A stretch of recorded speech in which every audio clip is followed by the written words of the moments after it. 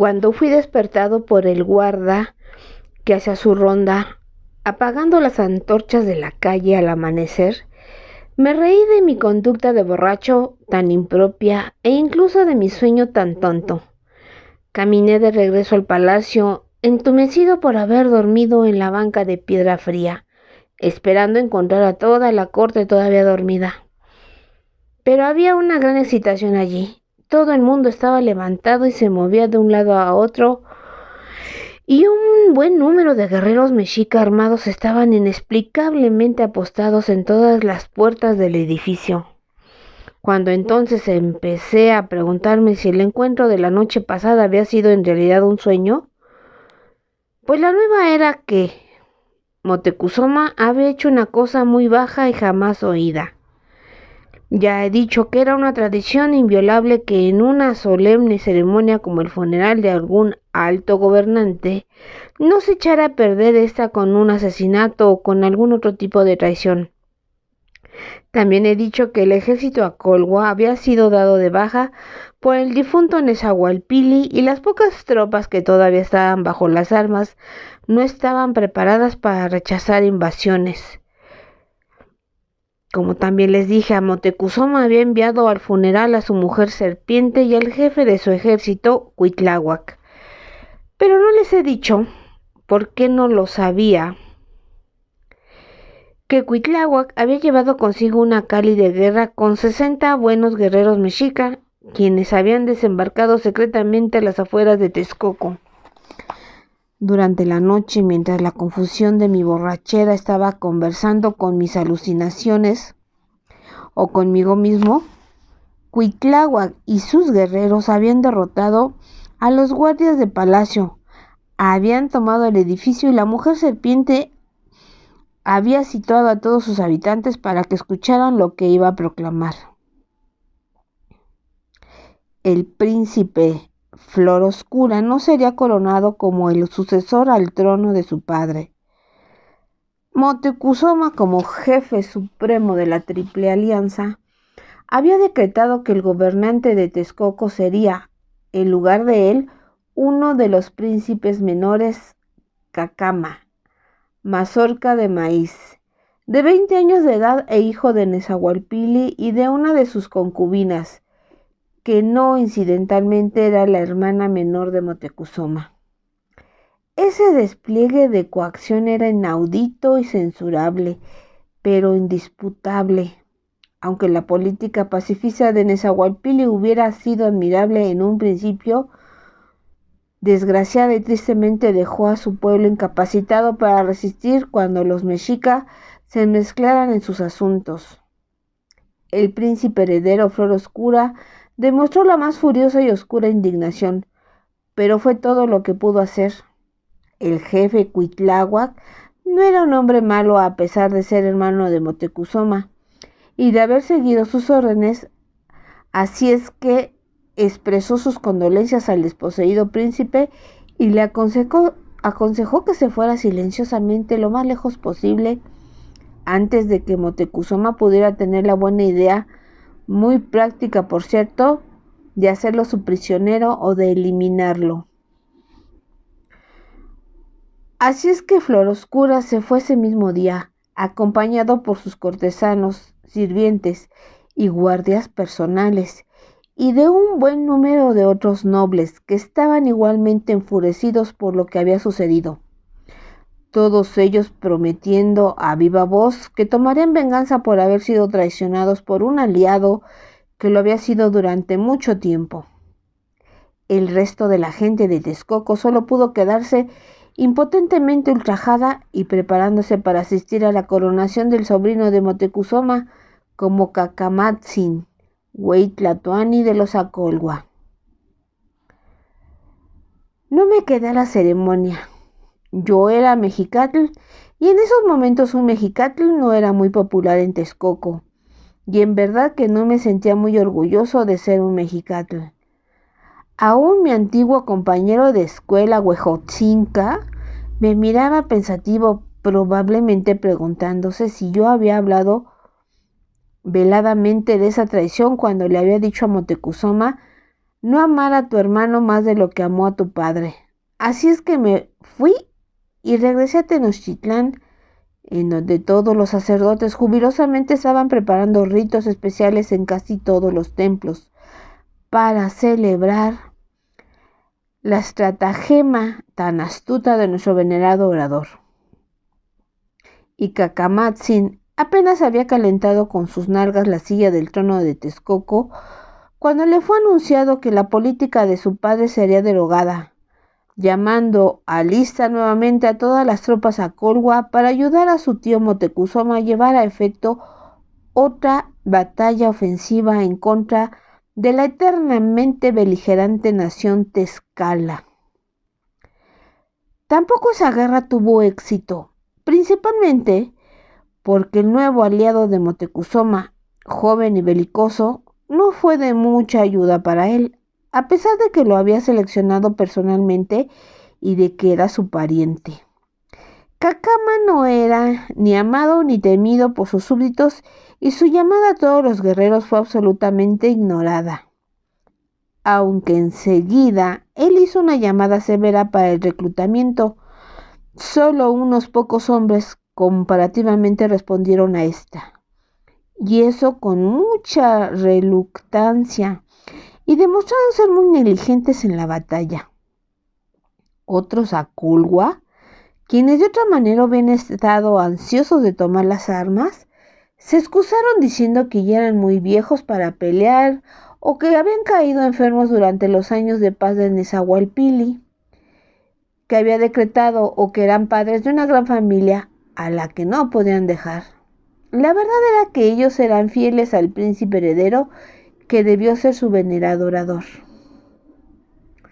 Al dejar Texcoco, Flor Oscura se había ido a alguna otra residencia campestre de la familia real en algún lugar al norte en las montañas y había empezado a fortificar una guarnición allí.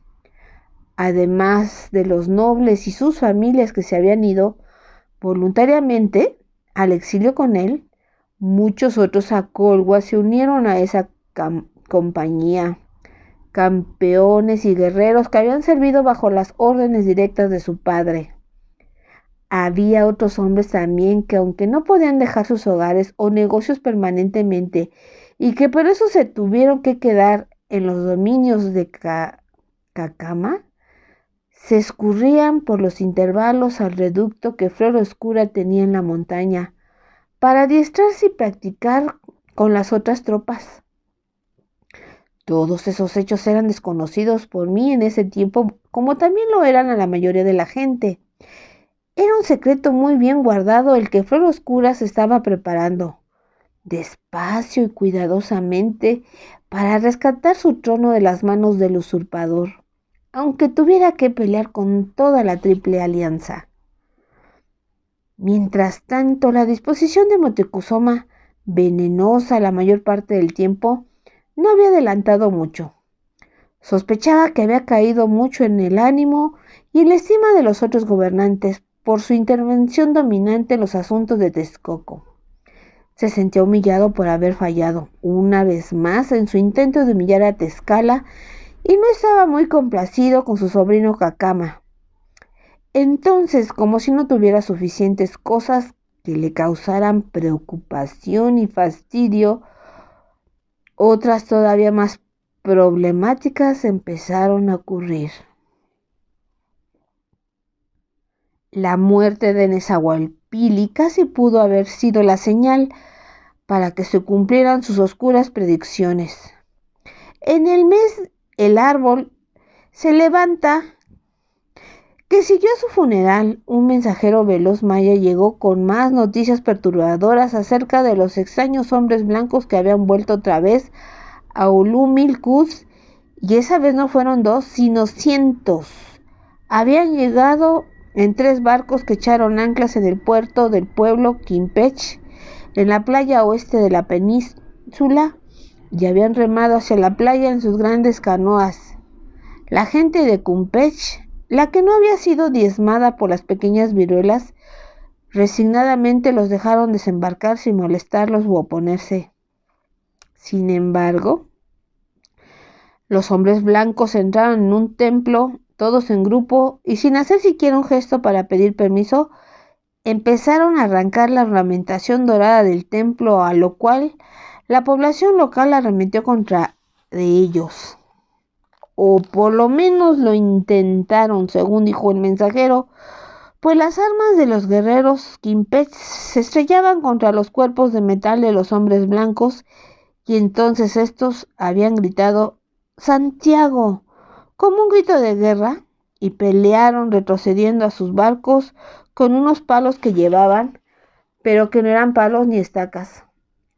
Los palos esos lanzaban truenos y luces como lo hace el dios Chac cuando está enojado, y muchos mayas creyeron que era el fin. Finalmente muchos mayas cayeron muertos a gran distancia por lo que escupían esos palos. Por supuesto que ahora todos sabemos lo que el mensajero estaba tratando de describir: la armadura de acero de sus soldados y sus arcabuces que matan desde lejos, pero en aquel tiempo esa historia parecía la de un demente. Sin embargo, él había llevado consigo dos cosas para sustentar su extraña historia. Una era un papel de corteza llevado y donde llevaban la cuenta de los que habían muerto, más de 100 de los Quimpech, entre hombres, mujeres y niños, 42 de los forasteros, y una indicación de que los Quimpech habían tenido que pelear muy fuerte contra esas nuevas y terribles armas. Como fuera, los defensores habían podido repeler a los invasores. Los hombres blancos se batieron en retirada hacia sus canoas y de allí a sus barcos, que extendiendo sus alas se perdieron de vista otra vez más allá del horizonte. La otra cosa que había traído el mensajero era la cara de un hombre blanco muerto, que había sido desollada de su cabeza con todo su pelo y su barba, y la traía seca y tiesa dentro de una horquilla de sauce. Más tarde tuve la oportunidad de verla y se parecía mucho a las de los otros hombres que había conocido. Por lo menos la misma piel color de cal, pero su pelo y su barbilla eran de un color todavía más extraordinario. Eran tan amarillos como el oro.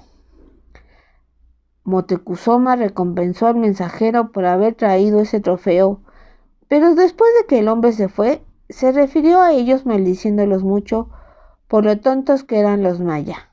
Imagínense, atacar a visitantes que bien pudieran ser dioses. Y con gran agitación se encerró con su consejo de voceros, sus sacerdotes, sus adivinos, sus profetas y hechiceros. Pero a mí no me pidió que me reuniera con esa conferencia, y si llegaron a alguna conclusión, yo no oí nada acerca de eso. Sin embargo, un poco más de un año después, en el año 13 Conejo, el año en que yo cumplí mi gavilla de años, los hombres blancos se dejaron ver de nuevo en el horizonte, pero esa vez Moctezuma me llamó para tener una conferencia privada con él. Para variar, dijo: «Esta noticia no ha sido traída por un maya de frente puntiaguda y cerebro pequeño. Lo ha hecho un grupo de nuestros propios pochecas que en aquellos momentos estaban comerciando a lo largo de la costa del Mar del Este. Se encontraban en Jicalanca cuando 6 de esos barcos llegaron, y ellos tuvieron el buen sentido de no sentir pánico ni dejar que éste cundiera entre la población. Yo recordaba muy bien Jicalanca, el bellísimo pueblo situado entre el Océano Azul y la Laguna Verde en la nación de Cupilco. Así es que allí no hubo lucha», continuó Moctezuma, «a pesar de que esta vez los hombres blancos eran 240 y de que los nativos estaban muy asustados. Nuestros firmes pocheca tomaron el mando de la situación, hicieron que todo el mundo conservara la calma e incluso persuadieron al gobernante Tabasco para que les diera la bienvenida a los recién llegados. Así es que los hombres blancos no causaron ningún problema, no saquearon ningún templo, no robaron nada, ni siquiera molestaron a las mujeres, y se volvieron a ir. Después de haber pasado el día admirando el pueblo y probando la comida nativa.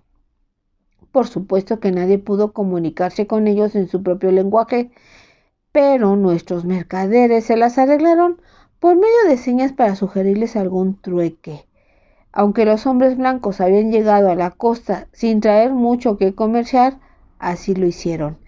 A cambio de unas cuantas cañas de polvo de oro, dieron esto. Y Moctezuma, con el mismo gesto que hace un adivino callejero sacando mágicamente unos dulces ante una multitud de niños, extrajo de su manto, con rápido movimiento, varios hilos de cuentas.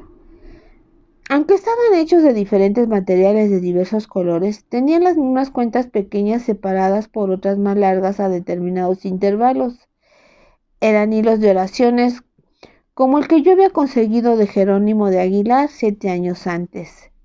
Moctezuma sonrió y su sonrisa parecía ser de vindicación, como si esperara de mí que de repente yo me rebajara ante él y le concediera: «Usted tiene razón, mi señor, los extranjeros son dioses». Pero en lugar de eso dije: «Claramente se ve, señor orador, que esos hombres blancos, todos ellos, adoran o rezan de la misma manera, lo que indica que todos son del mismo lugar de origen. Pero ya hemos supuesto eso, y estas cuentas no son ni dicen nada nuevo acerca de ellos». ¿Y esto? Y detrás de su trono sacó con el mismo aire de triunfo lo que parecía ser una olla de plata empañada. Uno de los visitantes se la quitó de la cabeza y la cambió por oro. Yo examiné esa cosa. No era una olla, pues en su forma no se podía mantener inmóvil. Era de metal. Era una clase del mismo color de la plata, pero no tan brillante. Por supuesto que era acero. Y en la parte que estaba abierta tenía amarradas unas tiras de cuero, evidentemente para ser asegurada a la barbilla del que la llevaba. Yo le dije: «Es un yelmo, como seguramente el venerado orador ya ha adivinado, y muy práctico. Ninguna maquiahuitl podría lastimar la cabeza del hombre que llevara puesto uno de estos. Sería una cosa muy buena si nuestros propios guerreros pudieran ser equipados con...». «Usted se ha olvidado del punto más importante», dijo interrumpiéndome impaciente. «Esta cosa tiene la forma exacta de lo que el dios Quetzalcóatl habitualmente lleva sobre su reverenda cabeza». Yo le dije, escéptico pero respetuoso: «¿Cómo podemos saber eso, mi señor?». Con otro movimiento rápido, él sacó la última de sus triunfantes sorpresas. «Aquí está, mire, ahí, obstinado y viejo incrédulo. Mi sobrino Cacama me lo envió de los archivos de Texcoco». Era un texto de la historia escrito en piel de venado que narraba la abdicación y la partida del gobernante tolteca Serpiente Emplumada. Moctezuma apuntó con dedo tembloroso uno de los dibujos que mostraba a Quetzalcóatl diciendo adiós en su canoa que flotaba en el mar. «Él está vestido como nosotros», dijo Moctezuma con voz algo trémula, «pero lleva en su cabeza una cosa que seguramente era la corona de los tolteca. Ahora compárelo con el yelmo que usted sostiene en este momento». «No, indiscutiblemente que no puede distinguirse la semejanza entre dos objetos», le dije, y él dio un gruñido de satisfacción, pero yo continué con precaución. «Aunque a pesar de todo, mi señor, debemos tener en mente que hace mucho tiempo que todos los toltecas ya no estaban aquí cuando cualquiera de los Acolhua aprendió a dibujar. Por lo tanto, el artista que dibujó esto jamás pudo ver cómo se vestían los toltecas y mucho menos Quetzalcóatl. Le concedo a usted que la apariencia del tocado que está en ese dibujo tiene una semejanza maravillosa con el yelmo del hombre blanco. Yo sé cómo los escribanos historiadores pueden dejar volar su imaginación en su trabajo, por lo que le sugiero a mi señor que esto es solo una coincidencia». «Ya», exclamó Moctezuma como si fuera a vomitar. nada puede convencerlo a usted. Escuche, hay una prueba todavía mayor. Como hace tiempo le prometí, puse a todos los historiadores de toda la Triple Alianza a buscar lo que pudieran encontrar acerca de los desaparecidos Tolteca. Para su sorpresa, según ellos mismos reconocieron, encontraron muchas viejas leyendas sobrenaturales extraviadas y olvidadas. Y escuché esto. De acuerdo con esas leyendas redescubiertas, los tolteca tenían una complexión pálida muy fuera de lo común y también tenían mucho pelo. Los hombres acostumbraban dejárselo crecer en sus caras porque lo consideraban un signo de hombría. Él se inclinó hacia mí para verme mejor. En simples palabras, campeón Misli, los tolteca eran unos hombres blancos y barbudos exactamente iguales a estos forasteros que cada vez nos visitan con más frecuencia. ¿Qué puede usted decir a eso? Pude hablarle y pude haberle dicho que nuestras historias están tan llenas de leyendas y estas son tan diversas y elaboradas que cualquier niño podría encontrar alguna de ellas que pudiera sostener cualquier creencia extraordinaria o cualquier teoría nueva. Pude haberle dicho que aún el historiador más dedicado de ninguna manera hubiera desilusionado al venerado orador si éste estaba encaprichado con una idea irracional y demandando algo con que sustentarla. Pero me callé esas cosas y le dije circunspecto: cualquier cosa que sean los hombres blancos, mi señor, ustedes ha hecho notar correctamente que sus visitas son cada vez más frecuentes. También cada vez vienen un número mayor. También cada vez desembarcan más hacia el oeste. Dijo, luego Quimpech y ahora Xicalanca, cada vez más cerca de nuestras tierras. ¿Qué va a hacer mi señor acerca de eso? Él se levantó de su trono como si inconscientemente sospechara que estaba sentado allí precariamente y después de haber meditado por unos momentos contestó: cuando nadie se les ha opuesto, no han causado prejuicios o daño. Es obvio que prefieren viajar siempre en sus barcos o estar cerca del mar. Usted mismo ha dicho que vienen de unas islas.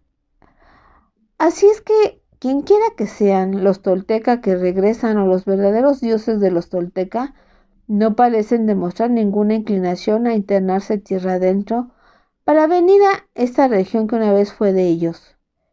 Se encogió de hombros. Si ellos desean regresar al único mundo o quedarse solo en las tierras costeras, bueno. Se volvió a encoger de hombros. ¿Por qué no habríamos de vivir ellos y nosotros amigablemente como vecinos? Hizo una pausa y como yo no le dije nada, él me preguntó con aspereza: ¿no está usted de acuerdo? Yo le dije: según mi experiencia, señor orador, uno nunca puede saber cuándo un vecino será un tesoro o una desgracia hasta que éste se ha mudado para quedarse, y para entonces será muy tarde para arrepentirse. Lo podría comparar con un matrimonio impetuoso. Uno solo puede tener la esperanza de que será un buen matrimonio. Un poco menos de un año después, los vecinos se mudaron para quedarse. Fue en la primavera del año uno caña que otro mensajero veloz llegó, y ese era de la nación Cupilco, pero esa vez traía un recado tan alarmante que Moctezuma envió por mí y al mismo tiempo reunió a su consejo de voceros para escuchar la noticia. El mensajero era portador de unos papeles de corteza en los que se daba la triste historia en palabras pintadas. Pero mientras los examinábamos, él mismo nos contó lo que había pasado con palabras entrecortadas y llenas de angustia. En el día 6 Flor, unos barcos habían aparecido en la costa otra vez, con sus alas anchas desplegadas al viento, y no unos cuantos de ellos, sino toda una flota bastante atemorizante de 11 barcos. Según su calendario, reverendos escribanos, eso debió de haber sido el día 25 de marzo o el primer día de su año nuevo del año 1519. Los 11 barcos anclaron en la boca del río de los Tabasco, mucho más hacia el oeste que la visita anterior, y habían vomitado en la playa incontables cientos de hombres blancos, todos ellos armados y cubiertos con metal, que habían desembarcado gritando «Santiago», que era aparentemente el nombre de su dios de la guerra, y llegaron con la clara intención de hacer algo más que admirar el paisaje y saborear los alimentos locales. Así es que la población había reunido inmediatamente a sus guerreros, no solamente los de Cupilco, sino que también juntaron a los Coatzicoalli, a los Coatlicamac y otros más de esa región, que en total fueron unos 5,000. Se pelearon muchas batallas en el espacio de 10 días, y la gente había luchado con bravura, pero sin provecho, pues las armas de los hombres blancos eran invencibles. Ellos tenían lanzas, espadas, escudos y armaduras de metal, contra los cuales la obsidiana de los maquiahuimes se rompía al primer golpe. Tenían arcos muy pequeños y con el arco muy mal hecho, pero que lanzaba pequeñas flechas con increíble destreza.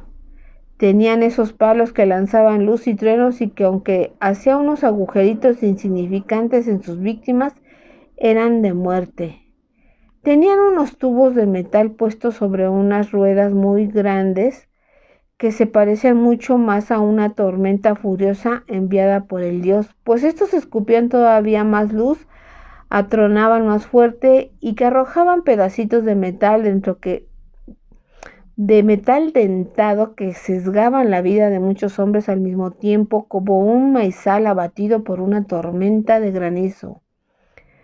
Pero lo más maravilloso, increíble y aterrorizador de todo, dijo el mensajero, es que algunos de esos guerreros blancos son hombres bestias. Sus cuerpos son como venados gigantes, pero sin astas. Sus 4 patas tienen cascos como los que galopan tan rápido como un venado, mientras que sus 2 armas humanas que empuñaban con habilidad, ya sea lanza o espada, tienen efectos letales, y a su sola vista hasta los hombres más valerosos tiemblan de miedo. Veo que sonríen, reverendos frailes, pero en aquel tiempo ni las palabras entrecortadas del mensajero ni los rudos dibujos de Cupilco nos pudieron dar una idea coherente de soldados montados en unos animales mucho más grandes de los que hay en estas tierras. Por lo mismo, nos quedamos sin comprender lo que el mensajero llamaba por perros leones, que podían correr detrás de un hombre huyendo u oler su escondite, y que podía destrozarlo tan terriblemente como lo haría una espada o un jaguar. Ahora, por supuesto, todos nosotros estamos íntimamente familiarizados con sus caballos y sabuesos y de su gran utilidad en la caza o en una batalla. Cuando todas las fuerzas juntas de los nativos habían perdido 800 hombres por muerte y cerca de igual número por heridas graves, dijo el mensajero, y en ese tiempo solo habían matado 14 de los invasores blancos. El Tabasco los llamó para que se rindieran. Mandó unos emisarios nobles portando las banderas doradas de tregua y ellos se aproximaron a las casas de tela que los hombres blancos habían erigido en la playa. Los nobles se sorprendieron cuando vieron que podían comunicarse con ellos sin necesidad de gesticular, puesto que uno de los hombres blancos hablaba comprensiblemente un dialecto maya. Los enviados preguntaron que cuáles serían las demandas de los hombres blancos para rendirse y que la paz fuera declarada. Uno de los hombres blancos, evidentemente su jefe, dijo unas palabras ininteligibles que él, que hablaba maya, tradujo. Reverendos escribanos, no puedo atestiguar la exactitud de esas palabras, ya que solo les repito a ustedes lo que el mensajero Cupicatl nos dijo ese día, y él lo escuchó, por supuesto, después de que éste hubo pasado varias bocas y en las diversas lenguas que se hablaban en esos lugares, pero las palabras fueron estas. Decida vuestro pueblo que no hemos venido a hacer la guerra. Venimos buscando un remedio para nuestras enfermedades. Nosotros, los hombres blancos, sufrimos de un mal del corazón y el único remedio es el oro. A eso, el mujer serpiente Tlacotzin, mirando a Motecuzoma, dijo en una voz que quería ser estimulante: eso puede ser una cosa muy valiosa para nosotros, señor orador.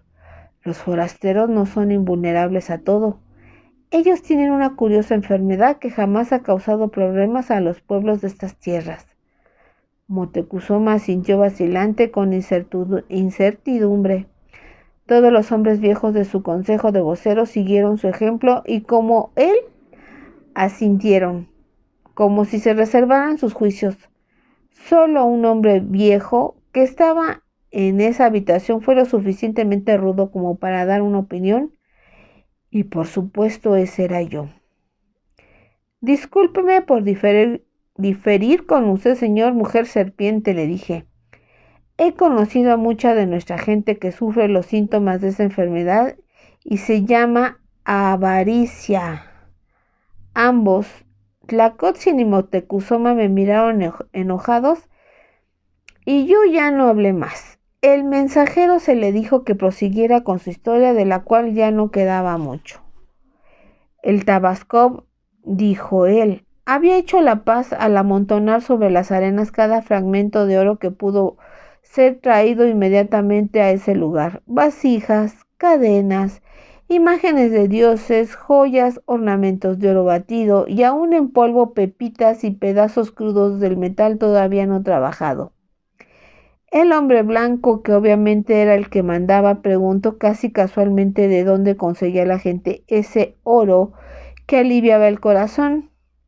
El Tabasco le replicó que se encontraba en diferentes partes del único mundo, pero que la mayor parte lo tenía el gobernante de los mexica, Motecuzoma, pues estaba atesorado en su ciudad capital.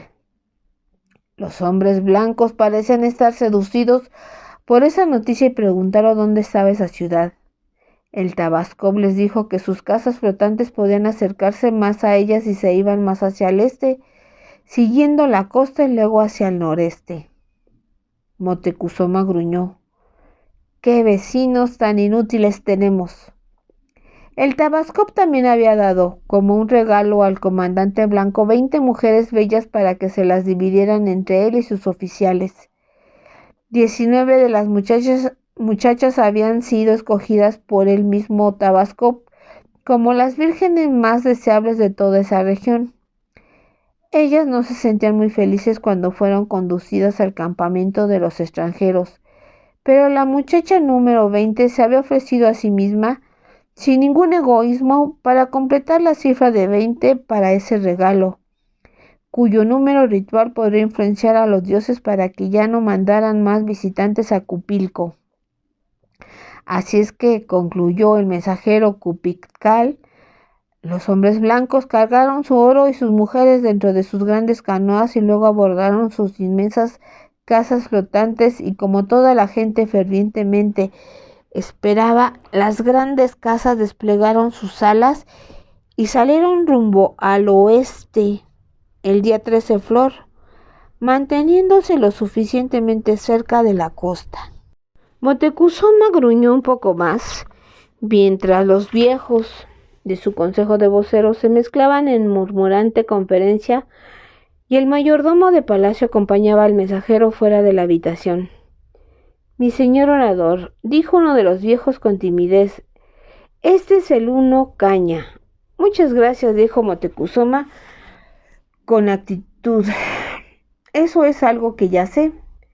Otro viejo dijo, pero quizás el posible significado de él haya escapado a la atención de mi señor. De acuerdo con una de las leyendas, Uno Caña fue el año en que Quetzalcóatl nació en su forma humana para ser el Güey Tlatoani de los Tolteca. Y otro dijo, Uno Caña pudo haber sido, por supuesto, el año en que Quetzalcóatl completó su cabilla de 52 años. Y también fue ese año Uno Caña, según la leyenda, que su enemigo, el dios Tezcatlipoca lo engañó haciendo que se emborrachara, así que sin quererlo él cometió un pecado abominable. Y otro dijo: el gran pecado que él cometió mientras estaba ebrio fue copular con su hija. Cuando despertó a su lado, a la mañana siguiente, su remordimiento le hizo abdicar su trono e irse lejos en su canoa más allá del mar del este. Y otro dijo: pero aunque se fue, él prometió volver. ¿Lo ve usted, mi señor? La serpiente emplumada había nacido en el Uno Caña y desapareció en el siguiente año llamado Uno Caña. Admitimos que esta es solo una leyenda y que las otras acerca de Quetzalcóatl citan fechas diferentes y que todo eso sucedió hace incontables gavillas de años, pero ya que este es otro año, Uno Caña, ¿no sería bueno preguntarnos? Ese hombre dejó caer su pregunta en el silencio porque la cara de Moctezuma estaba casi tan válida como la de cualquier hombre blanco.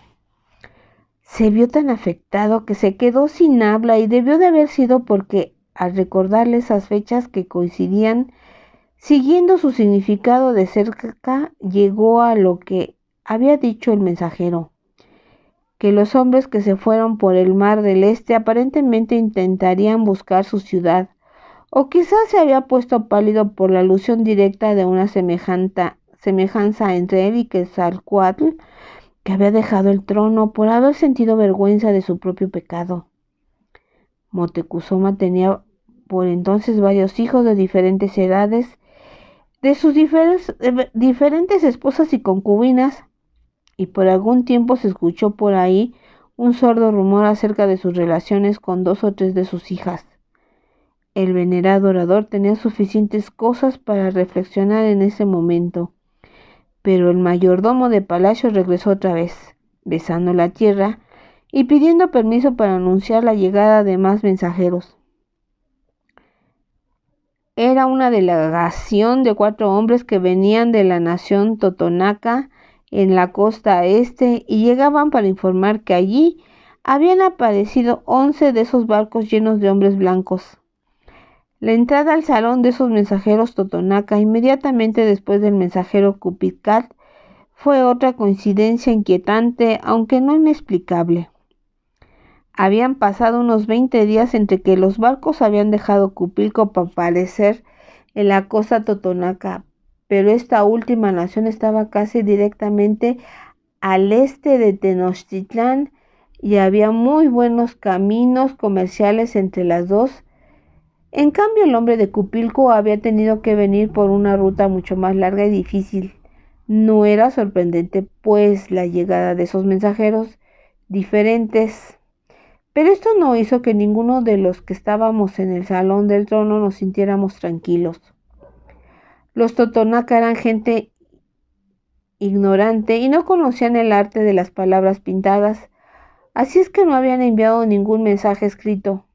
Los 4 mensajeros eran recordadores de palabras y traían un mensaje memorizado de su gobernante, el señor Patzinca, como él se los había dicho palabra por palabra. Debo hacerles notar aquí que en un aspecto nuestros memoristas de palabras eran casi tan útiles como los informes escritos. Podían repetir lo que hubieran memorizado una y otra vez cuantas veces fuera necesario y sin omitir o cambiar alguna palabra. Sin embargo, tenían sus limitaciones y al ser imperiosamente interrogados. Cuando se les preguntaba algo para esclarecer alguna parte del mensaje, ellos no lo podían hacer, solo podían repetir el mensaje exactamente como se les había dado. Ni siquiera podían hacer ese mensaje más elaborado, añadiéndoles sus propias opiniones o impresiones, porque la sencillez de sus mentes les impedía hacer alguna de estas cosas. En el día 8 Lagarto, mi señor orador, empezó uno de los Totonaca y continuó recitando el mensaje mandado por Patzinca. En el día 8 Lagarto, 11 barcos se materializaron sobre el océano y se detuvieron afuera de la bahía de Chalchihuahuecan. Era un lugar que yo había visitado una vez, el lugar en donde abundan las cosas bellas, pero no hice ningún comentario, pues sabía que no se debe interrumpir a un recordador de palabras. El hombre siguió con su mensaje diciendo que al día siguiente, el día 9 viento, los extranjeros blancos y barbudos empezaron a llegar a la playa, en donde construyeron casitas de tela y que además habían erigido allí un palo largo con grandes banderas y que habían empezado a representar lo que parecía ser una ceremonia, ya que cantaban mucho y gesticulaban y se arrodillaban y se paraban, y que también había varios sacerdotes que habían conocido porque vestían todos de negro, exactamente igual a los que viven en estas tierras. Esos fueron los sucesos del día 9 viento. Al día siguiente, uno de los ancianos del consejo de voceros dijo pensativamente: 9 viento. De acuerdo, por lo menos con una de las leyendas, el nombre completo de Quetzalcóatl era 9 viento, serpiente emplumada, lo que quiere decir que él había nacido en el día 9 viento. Moctezuma se tambaleó a simple vista, quizás porque esa información lo había sorprendido portentosamente, o quizás porque el anciano debía de haber sabido que no se debía interrumpir a un recordador de palabras, ya que éste no puede coger de nuevo el hilo de la narración en donde la dejó cuando lo interrumpen y tiene que volver a empezar otra vez. El día 8 lagarto. Él recorrió todo el principio hasta llegar al punto en donde se había quedado y continuó con su informe de que no había habido ninguna batalla en la playa ni ningún otro lado todavía, cosa que era de comprenderse, pues los Totonaca, aparte de ser ignorantes, eran serviles y de todo lloriqueaban. Por años habían estado subordinados a la Triple Alianza y regularmente habían pagado su tributo anual de frutas, madera, vainilla, cacao para hacer chocolate, pisietl para fumar y otros productos de las tierras calientes, pero siempre habían entregado su tributo lloriqueando y quejándose. Los habitantes del lugar en donde abundan las cosas bellas, había dicho el mensajero, no se habían opuesto a la llegada de los forasteros, pero habían mandado aviso a su señor Patzinca en la ciudad capital de Zempoalán.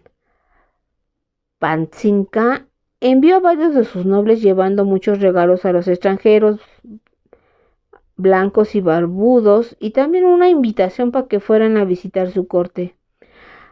Así es que 5 de esos hombres blancos, presumiblemente personajes de alto rango, aceptaron su invitación llevando con ellos una mujer que había desembarcado con ellos. Ella ni era blanca ni tenía barbas, dijo el mensajero, sino que era una hembra de alguna nación más al norte del único mundo. En el palacio de Zempoalán, los visitantes presentaron sus regalos a Patzinca: una silla de curiosa construcción, muchas cuentas de colores, un sombrero muy pesado y una tela como con pelillos color roja. Los visitantes anunciaron entonces que ellos llegaban en representación de su gobernante llamado Rey Don Carlos, y de un dios llamado Nuestro Señor y una diosa llamada Nuestra Señora.